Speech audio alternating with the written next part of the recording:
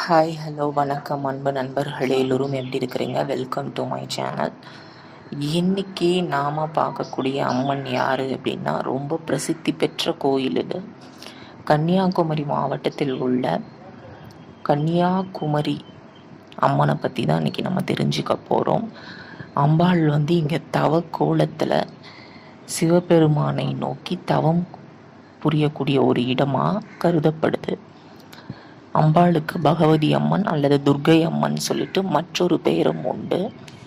அம்பாளினுடைய மந்திரம் என்ன அப்படின்னா, ஓம் நாராயணா தேவி, நாராயணா லக்ஷ்மி, நாராயணா பத்ரி, நாராயணா.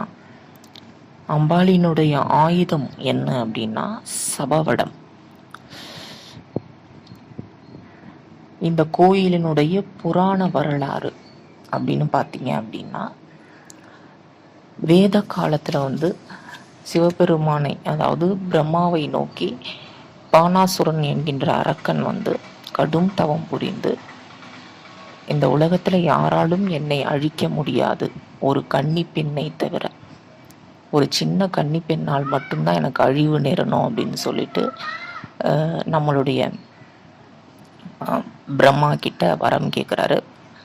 அந்த ஆணவத்தில் வரத்தை பெற்ற ஆணவத்தில் இந்த பானாசுரன் அரக்கன் என்ன பண்ணான் அப்படின்னா, தேவர்களையும் 30 முக்கோடி தேவர்களையும் தினமும் சித்திரவதை செய்ய ஆரம்பித்தான். ஒவ்வொரு நாளும் இவன் செய்கிற சித்திரவதையை அவங்களால தாங்க முடியலை. அதனால பூமி தேவி அதிர்ந்து உலகமே அழிவை நோக்கி சென்று கொண்டிருந்தது.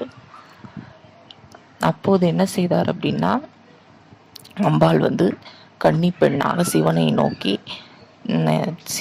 சிவன் தன்னை திருமணம் செய்து கொள்ள வேண்டும் அப்படின்னு சொல்லிட்டு தவக்கோலம் இருக்காங்க. சிவன் அம்பாளுக்கு காட்சி தந்து அம்பாளை மனம் முடிக்க சம்மதம் கோரி, அம்பாளை சிவன் மனம் முடிக்க ஆசைப்பட்டதாகவும், அதை தெரிந்து கொண்ட நாரதர், சிவன் அம்பாளை மணந்து கொண்டால் பானாசுரவாதம் நிகழாதே, கண்ணி கழிந்து விடுமே என்று உணர்ந்து சேவல் வடிவம் கொண்டு திருமணத்தன்று கூவி திருமணத்தை நிறுத்தியதாகவும்,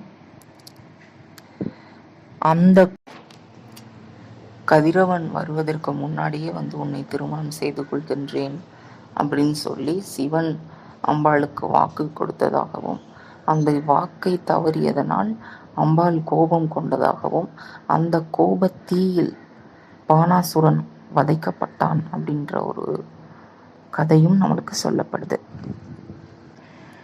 மிகவும் பிரசித்தி பெற்ற கோயில். வாழ்க்கையில் வாய்ப்பு இருந்தால் ஒரு முறையாவது இந்த கோயிலை போயிட்டு அம்பாளை தரிசனம் பண்ணிட்டு வாங்க. அம்பாள் சிறு பெண்ணாக, கன்னி பெண்ணாக சிவனை நோக்கி இன்றும் தவம் செய்து கொண்டு பூவுலக உயிர்களை காப்பாற்றி கொண்டிருக்காங்க.